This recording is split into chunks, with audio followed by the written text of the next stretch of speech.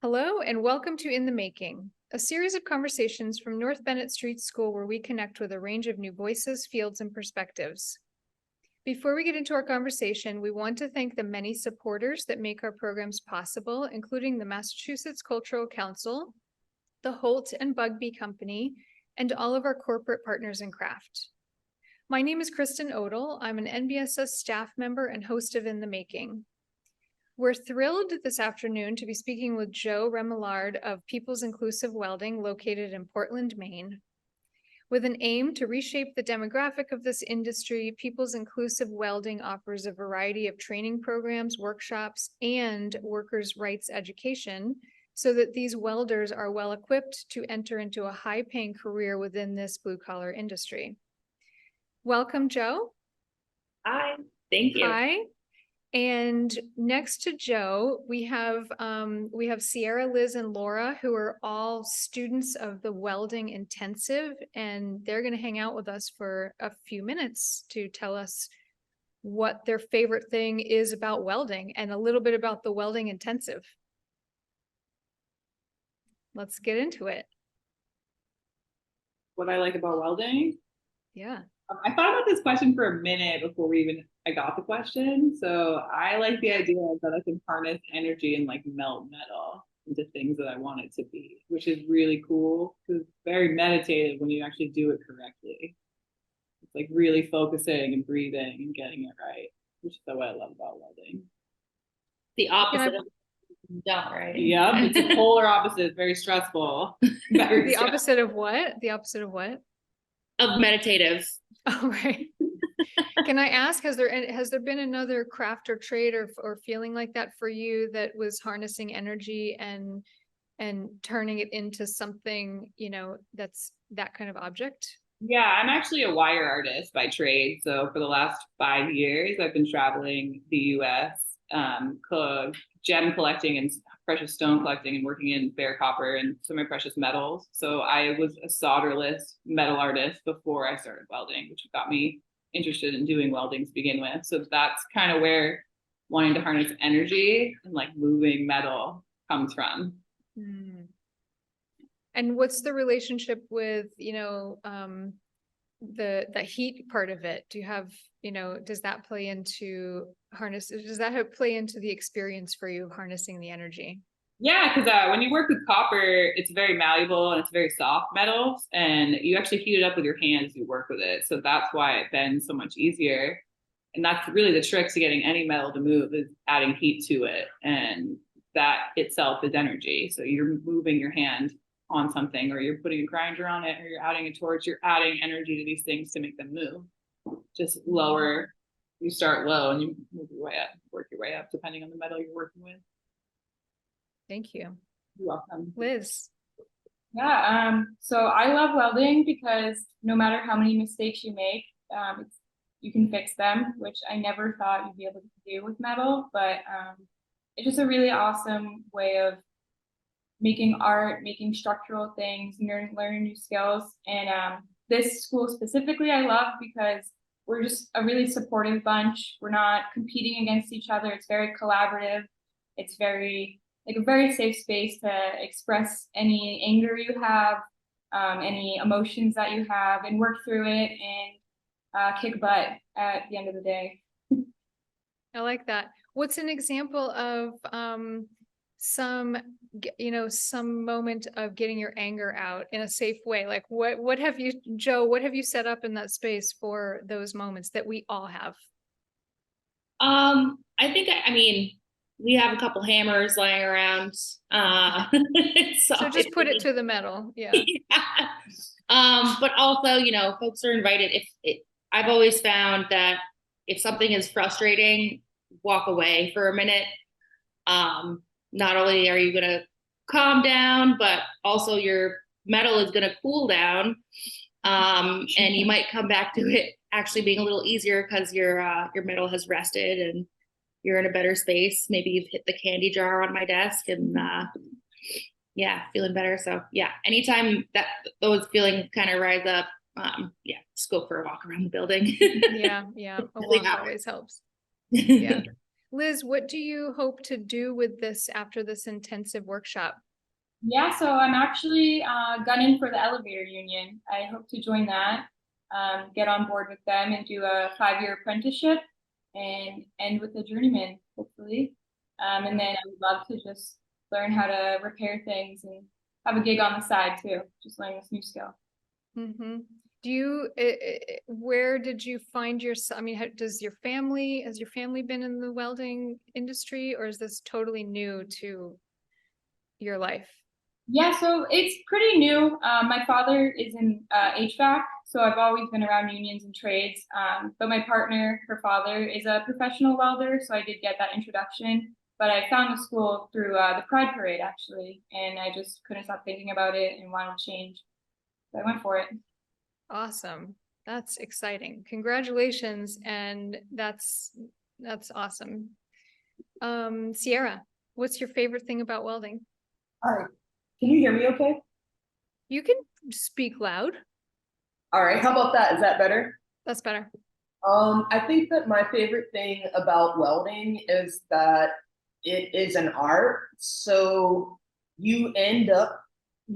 I'm gonna end up having my own technique and my own way of doing it that's different from how other people do it. And I like that it's something that can be used to make repairs, but also it can be used for art. Originally, I got into this school because I wanted to learn welding to make sculptures.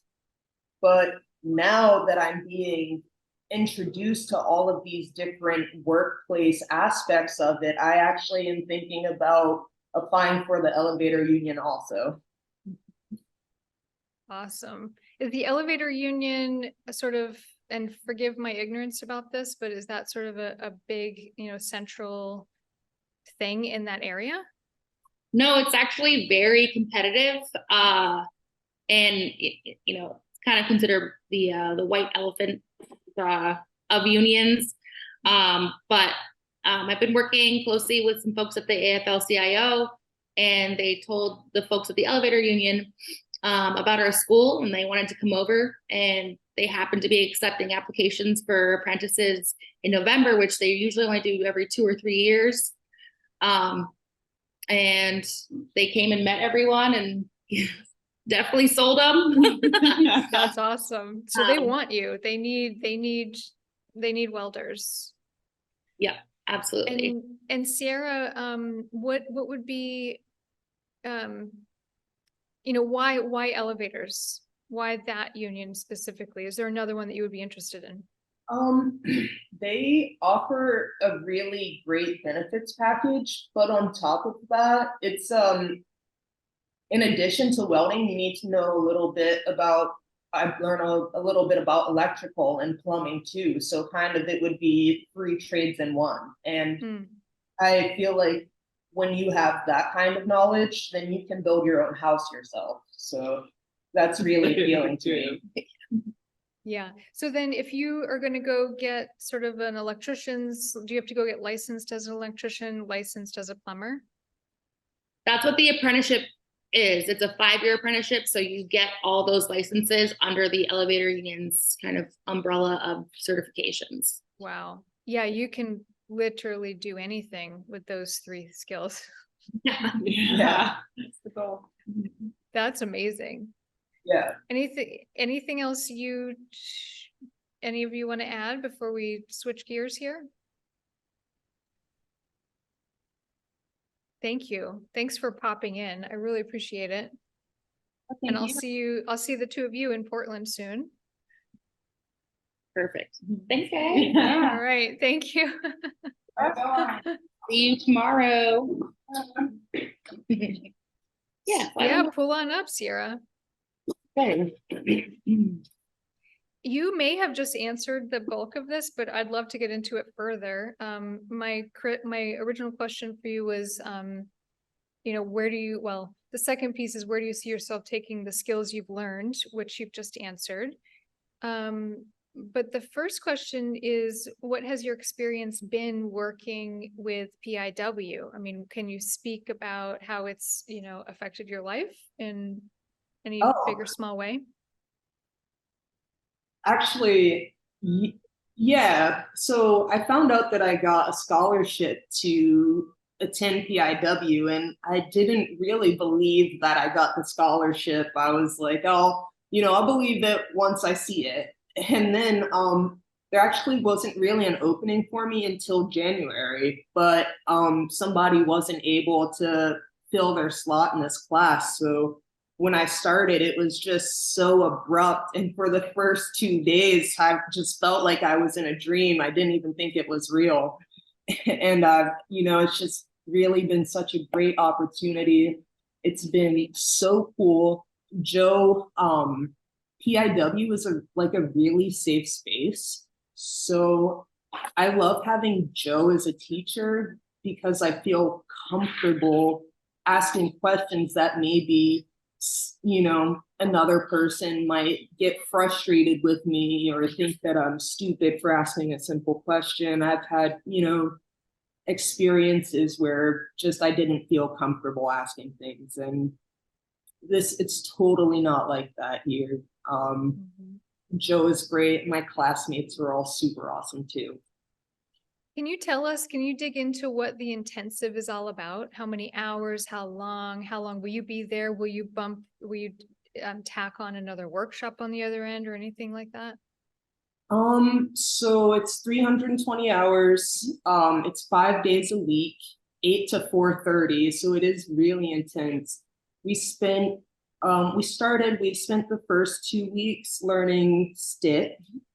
And then we spent a week learning flux core, then a week learning MIG.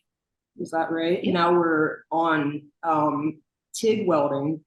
So it gets, when you start welding, you don't realize that there's just so many different variables that go into making your weld. There's so many things that can go wrong. And when you're a newbie, you have no idea what it is. So it just gets frustrating. You have to take a break, but it's a great space to learn. Does every day get easier as far as those sort of not the learning hurdles, but hitting a frustrating moment? No, not really. Because as soon as, we'll be working on welding a pulse core flat weld. And as soon as we think that we are doing a great job on that, then it's time to do a vertical weld or a horizontal weld, and then we have to learn all over again. So as soon as we get a little bit good, we are right back to something we're terrible at. It's very fast paced. Yeah. So where are you in the stage of the intensive? How many more hours do you have left?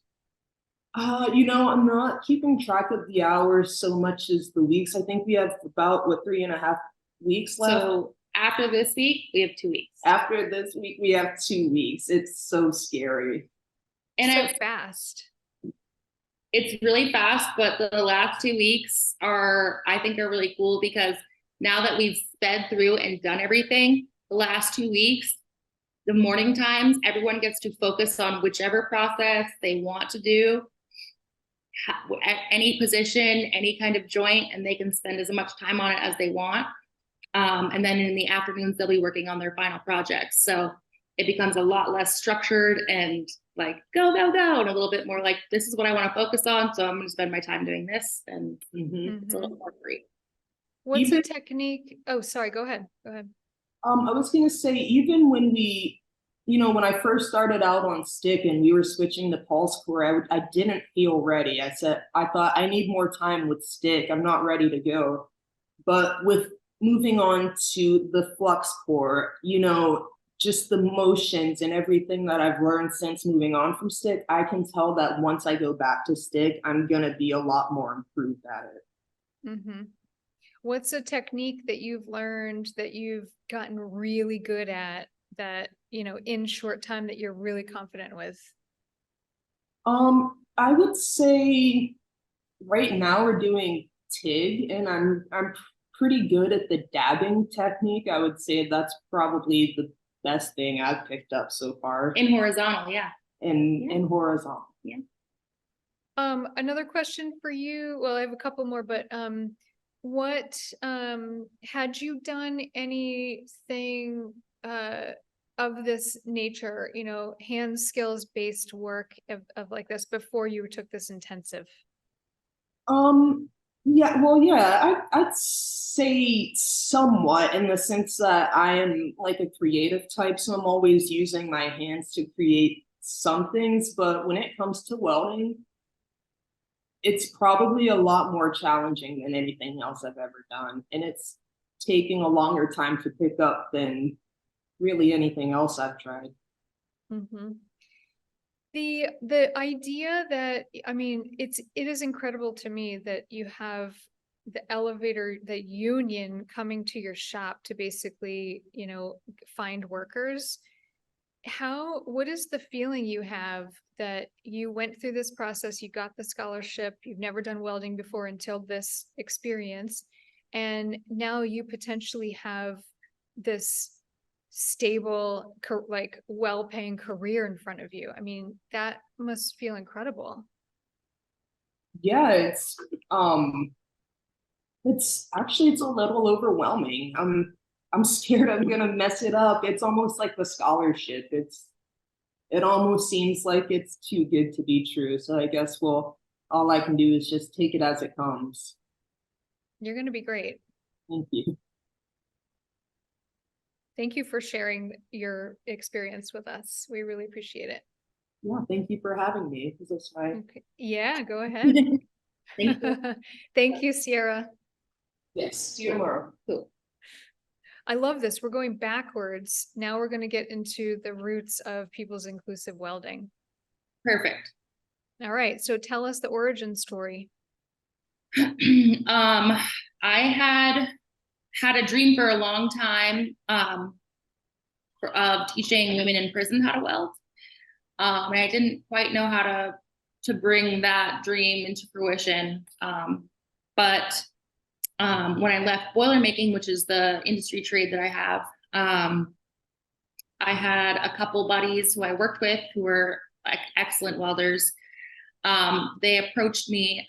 They happened to be immigrants from the Congo, and they came to me and they said, "Jo, we're thinking about, we want to partner with you and maybe start a school, because our friends and family who are also coming over here, they see us making this money and they want to learn the trade too." And I guess all it really took was like someone else to say that, yeah, this is the need, for me to be like, let's do it, bud. Like, I'm there. And so I started, like, you know, saying stuff out loud and It works. Yeah, right. And things kind of started falling into place. People were like, yeah, like, here's the money to go get your inspector's license. And yeah, I'll be on the board. So it kind of fell together. And those two guys, Bungo and Celestino, they ended up getting a very high paying job welding pipe in Florida. So they're gone. It's totally cool to me though. I'm happy for them that they're making money to support their family, and they know they're welcome here anytime and that they can send their friends. Yeah, that's kind of. But even before that piece of it, you were in a union, you were in your industry, and there was no one else around you like you. Yeah, I mean, I remember how hard it was for me even starting when I was going to school. And definitely in creating the school, I wanted to make it something that I had needed. So I wanted it to be accessible. I didn't have a vehicle at the time. I wanted it to be affordable. I had to borrow money from my grandparents and my boss. And I wanted it to have people who I could relate to, who maybe looked like me or came from a similar background as me, or anything, shared orientations or anything. And so that's what the school is, you know, designed to be, is it's all those things. And definitely the goal was, because I figured, I felt kind of so pushed back and limited in, how hard it was to actually get into welding school, that of course, other people must feel that way also. So that's why there weren't other people who looked like me. I was definitely the minority. I was the only femme presenting person, and then there were very few other minorities, and it was just like, where is anyone else? Right. Did and you know that going in? You knew that going into the industry, right? I did. Yeah. Yeah. I did know that it would be like mostly white men, but I didn't realize to what extent. Mm-hmm. And was it once you were, how many years into your working life in that space were you like, okay, maybe now this is what I need to focus on and change this for the next, the next group of welders that are in this union or another union? How many years into your working life in that time? I think it was constantly in the back of my mind, like, where are the women? Where are the queer people? Like, why are all the people of color getting the shit jobs? I think that was constantly in the back of my mind, but I knew that I needed to get good at what I did in order to be able to contribute by teaching or anything. So I knew that I needed experience. And that's why I kept pushing for so long. Yeah. I'm just trying to recall, I mean, we've all had them, how many years into, a certain job do you then, while that there's a huge imbalance here, but at what point do you have the confidence and then of course the training to say, okay, this is where now I've identified a huge need here and I'm going to put all of my energy towards, helping that to be realized? Well, I don't know if it was a confidence situation. It was more of an epiphany of how much I had adopted toxic masculinity as a survival technique. I kind of had a wake up moment of realizing that I blend in so well with these people because I identify as one of them.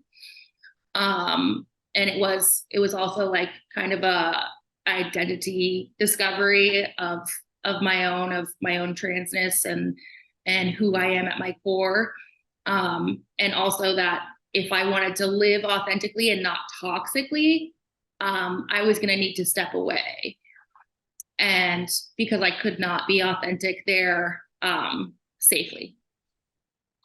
That's such an interesting perspective and so spot on that you start when you're just steeped in that environment, it's self-preservation to take on some of that tone yourself.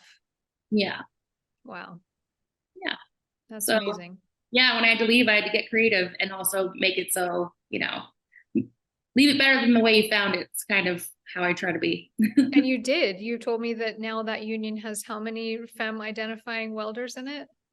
Yeah. So they had an unspoken rule that they didn't hire women or femme people, or femme presenting people, I should say. Since they hired me, they've hired like 3 or 4 women, I guess. So I guess I broke that. Yeah. Broke that rule. And you're continuing to break that cycle with people with your workshop there, People's Inclusive Welding. Yeah. Is there a specific area where you now are seeing or continue to see a lack of access to this industry? Lack of access. I think I think that there's a lot. Inclusivity is a hot subject right now, and a lot of companies are adopting like people who are now their inclusivity director or whatever. So it's actually become pretty easy for women to get jobs. I would say it's been a lot harder for folks who have English as a second language. And, even though we've worked with, we've trained students here who have level 3, 4, 5 English, and I've had no issues communicating with them. They go for a job and I can't understand them. I'm like, I've never had an issue understanding this person. But yeah, so I think that's, for me, that's the biggest thing that I've noticed. And it hurts my heart a little bit because we've had some really, really good talent and they haven't gotten jobs because of it. On inclusivity, how does People's Inclusive Welding define inclusivity? I guess the opposite of exclusive. Everyone's invited to the party here, everybody. And we have had a lot of different demographics. And the whole thing is like, it's obviously a space that is very welcoming for queer folks, for people of color, and for women. But if there is, a traditional demographic, a white cis male, straight white cis male who wants to come to the class and he looks at our website and sees our handbook and wants to come here, that's awesome. Please come, because we need you as an ally when we step into the workforce. So yeah, everyone come on in, because there's we've had so many good conversations, just with the mix of the demographic. I love that. Yeah. We've spoken to quite a few industry folks, different industries. I mean, construction. We've spoken with a group in New Hampshire who's teaching woodworking in a women's correctional in New Hampshire. Cool. And a common theme I've heard is that sort of the two connecting the two dots of on this side, you're creating pathways and access into this industry, and simultaneously supplying that industry with the much needed workers, because construction industry is needing workers, welding, as I'm hearing from the elevator union. So what do you find the greatest challenge working those two things that sort of organically meet in the middle, but in some ways are very challenging to negotiate? I would say that for the most part, as long as I think probably it's going to be skill level or experience. So all of these jobs that are looking for welders, need welders, they want welders with 2-3 years experience. Guess what? Welders with 2-3 years experience have a job, and they're not going to leave it because they're probably making top dollar. So to not hire someone who is starting out and not be willing to train them, you're going to be hiring for a really long time. You're not going to find the people that you want. So I feel like a lot of companies need to kind of stop, throwing the application away if they're just getting started, and start saying, okay, no, actually, let's look at their welds now. They're only 2 months in. If they have great welds, they're probably pretty trainable. So yeah, I feel like that's the biggest hurdle, is looking at the numbers. Just look past it, see what this person can do. They might be a natural. Yeah. And do you see any future sort of programs with a much longer intensive that would maybe get somebody to that stage? Or have you, outside of, and I don't want to quote you on this, and I don't know if you were saying that the elevator union you've partnered with, but do you partner with any groups like that you can sort of communicate closely that while this is only a short-term intensive program, they have the skill set that maybe, could be effective? Well, since we've started working more closely with the unions, that, welding is part of the skill set required. If you are accepted for an apprenticeship program, you can start with no experience whatsoever. So actually, it's beneficial that they've been here first and it counts in their favor. Mm. So we have had, that's been really cool working with the, pipe fitters union, sheet metal union, iron workers union, and now the elevators, because you don't need any experience and they're willing to train you. So that's definitely, that started in the spring and we're seeing it really work in a very cool way. Yeah. And is that sort of the length of time that it's going to take someone from your intensive to, you said a number earlier, getting top dollar? Like, how many years into this trade is someone getting top dollar? Well, I will say top dollar has changed a little bit since I left. But the most money I ever made was about 6 years in. Yeah. And not that I instantly started with the pay raise because I was a line cook before. So I instantly started making $4 more an hour. And each year, my salary went up $10,000 just through whichever company I jumped to or getting raises or whatnot. So in welding, that's a big deal. That's a big number for a raise every year. Yeah. And then I started a nonprofit and kind of took a digger. Yeah. That's a quick way to go that way. Yeah. What is the breadth of this trade and industry that People's Inclusive Welding is training folks for? We've already talked about, industry, union work, because that's where the job security is, but where else are your folks going to?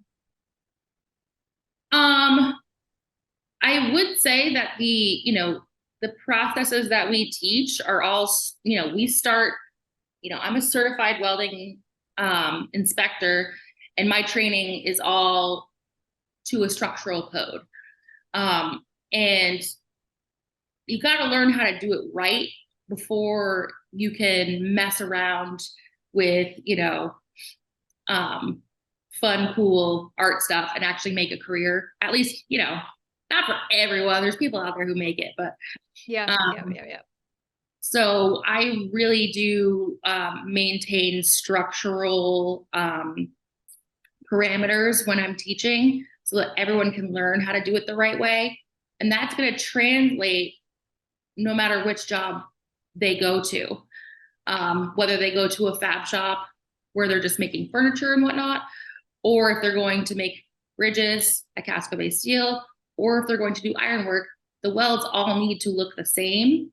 So as long as they're following those structural rules, they can really take it anywhere. It's just, the structural jobs pay more and are likely to have benefits, where the artsy side of it is probably going to pay less and probably doesn't have benefits. Probably going to be a small business. Yep.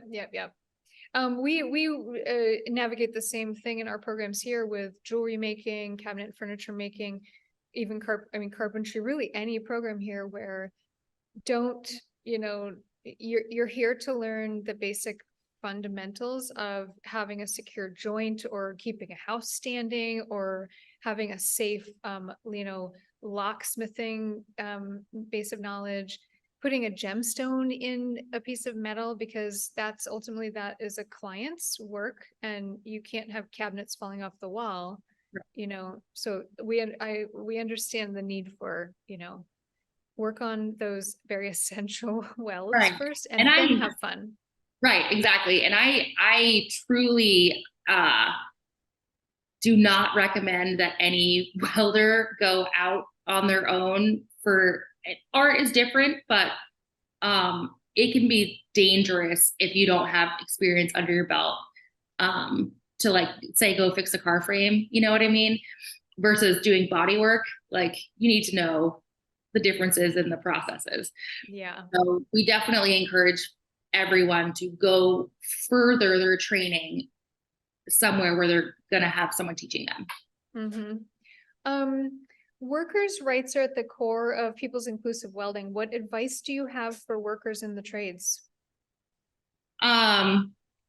So one of our board members, his name is Arlo, and he worked for the Southern Maine Worker Center for a very long time, and he comes sort of towards the end of the 8 weeks for every class and does give a workers' rights training.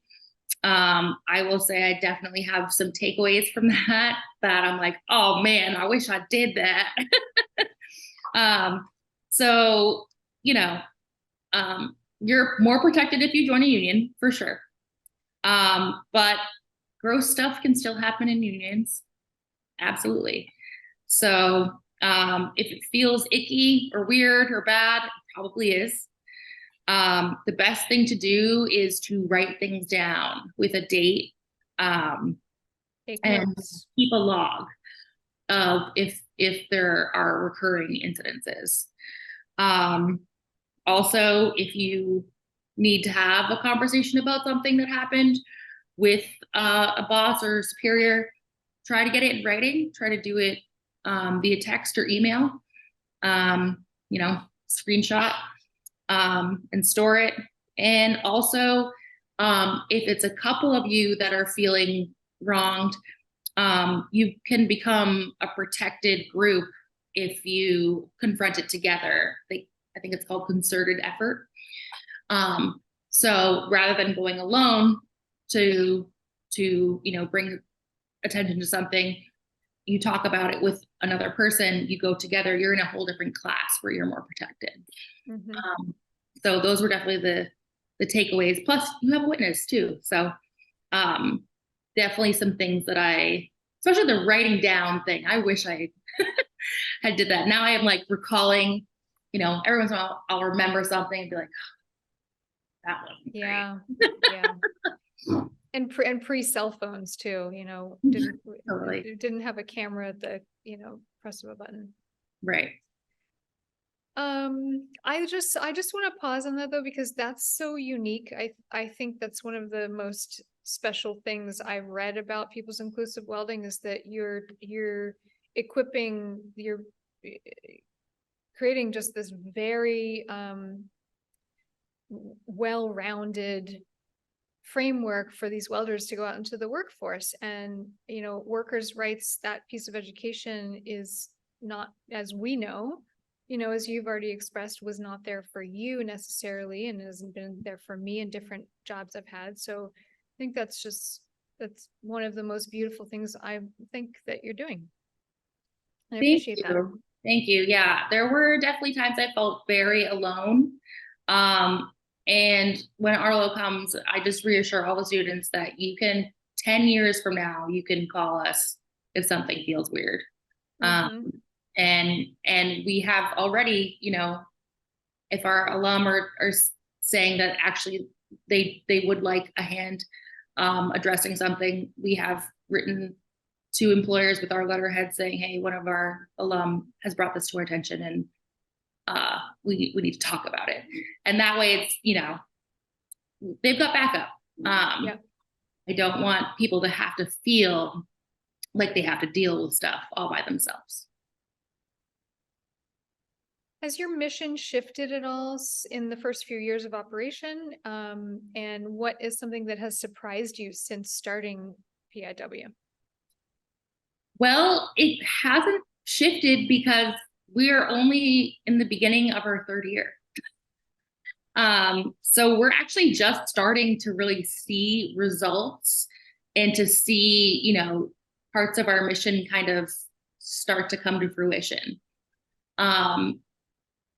I would say more than anything, probably the trial and errors of what work and don't work with teaching has changed a lot for me. But no, I feel like we are, our mission, we're starting to accomplish parts of it that were like the big goals. So we're kind of holding steadfast on that for now. And 5 years, we've got some 5-year goals and whatnot, and maybe that'll change, but for now, yeah, I think we're sticking with it. Okay. And our guests, if you have any questions for Jo, now's the time as we keep going through these. What would you say to folks making a career change about welding in general, about the industry in general? I mean, you've found this amazing niche that you're in now. with your nonprofit, with People's Inclusive Welding, and your journey there, what would you say to, you know, someone who's not in that? I think I would say I'm actually gathering data on this because I have a theory that I'm going to say a large percentage of welders have ADHD. And welding is something that will hold your attention, and it can hold your attention forever because there is not one person in the world who knows everything about welding. There are so many different industries, processes within it, like sectors and trades, that there's no way, even the, you know, my welding instructor, he was like, I don't know everything, and no one does. And he was like seasoned. And also it's constantly changing too, you know, technology is getting better. So no matter what, if you master something, you can move on to the next and then master that, and then on to the next and master that. And you know, for me, I feel like people with ADHD can have a competitive streak, or they just really need to have their attention, you know, kept. Or just anyone who works with their hands in general, you're not going to get bored.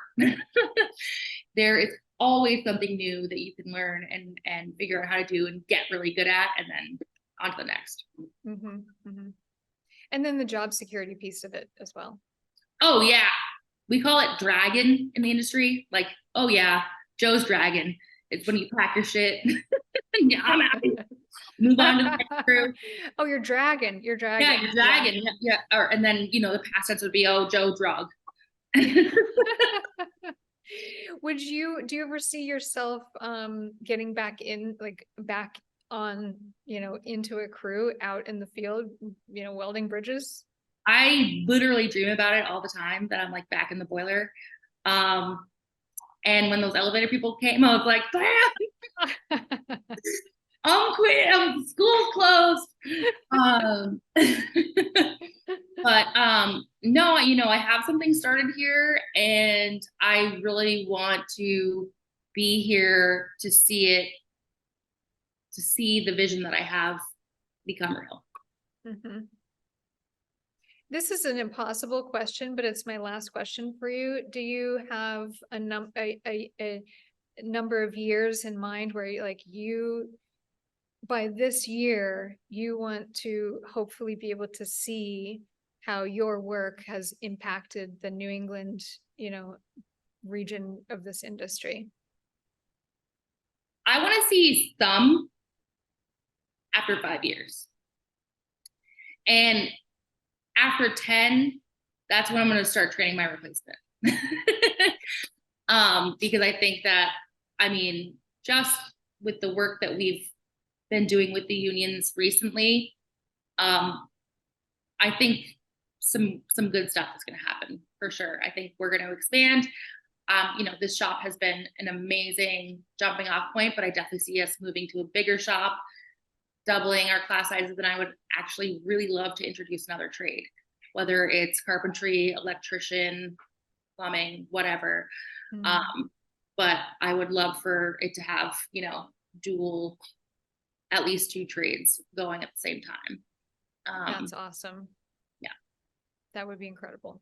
Yeah. Well, Jo, thank you so much. People's Inclusive Welding is awesome, and I can't wait to get up there and meet you all. Thank you. Yeah. Yeah. Absolutely. And thanks for spending this afternoon with us. And thanks to Sierra, Liz, and Laura. I don't know if they're still there, but it was awesome to hear they're gone. They're gone. They're dragon. They're dragon. And all of our virtual guests, have a great evening, and we'll see you at the next In the Making. And Jo, thank you again so much. Amazing. Thank you so much. This was great. All right. See everybody soon. Okay. Bye. Take care.